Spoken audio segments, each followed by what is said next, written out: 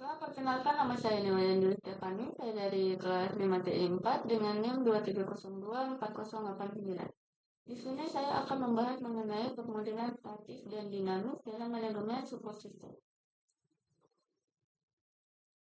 Yang pertama, kita akan membahas mengenai sistem pendukung manajemen atau manajemen support system. Manajemen support system adalah sistem berbasis komputer yang membantu manajer dalam proses pengambilan keputusan. Dengan fungsi utama, mengolah data menjadi informasi yang relevan, menyediakan alat analisis dan model keputusan, serta mendukung perencanaan, pengendalian, dan pemecahan masalah. Kenapa manajemen support system penting? Karena manajer sering menghadapi data yang kompleks. Manajemen support system dapat membantu menyederhanakan dan memberikan gambaran yang jelas untuk pengambilan keputusan, sehingga manajemen support system dianggap penting di perusahaan. Selanjutnya kita masuk ke pemodelan statis dalam manajemen support system. Model statis itu yang gimana sih? Ya, model yang menggambarkan kondisi sistem pada satu titik waktu tertentu, snapshot, dengan karakteristik tidak mempertimbangkan faktor waktu, sederhana dan fokus pada keadaan saat itu, dan cocok untuk analisis jangka pendek. Contoh penerapannya, yang pertama linear programming untuk menentukan kombinasi produksi optimal. Yang kedua, analisis biaya manfaat pada suatu periode.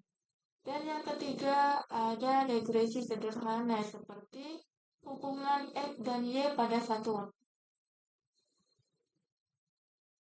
Selanjutnya ada pemodelan dinamis dalam manajemen support system. Model dinamis dalam manajemen support system adalah model yang menggambarkan sistem dengan memperhitungkan perubahan dari waktu ke waktu, dengan karakteristik memiliki variabel waktu, time dependent, lebih kompleks dibanding model statis dan cocok untuk analisis tren dan prediksi jangka panjang. Contoh penerapannya, simulasi arus kas perubahan dari bulan ke bulan, purchasing penjualan menggunakan time series, model supply chain yang memperhitungkan permintaan dan persediaan secara berkala, dan sistem dinamis untuk melihat interaksi harga, pasar, dan kapasitas produksi. Adapun tabel perbandingan statis dan dinamis, ya tadi sudah dibahas, bisa dilihat di sini.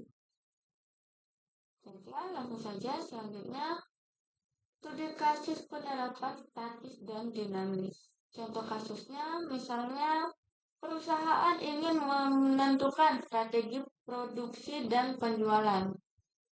Yang pertama, solusi menggunakan pendekatan statis.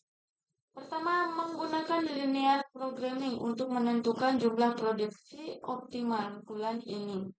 Yang kedua, fokus pada kondisi sekarang tanpa mempertimbangkan bulan depan. Sedangkan jika menggunakan pendekatan dinamis, yang pertama, solusinya yaitu menggunakan forecasting time series untuk memprediksi penjualan 12 bulan ke depan.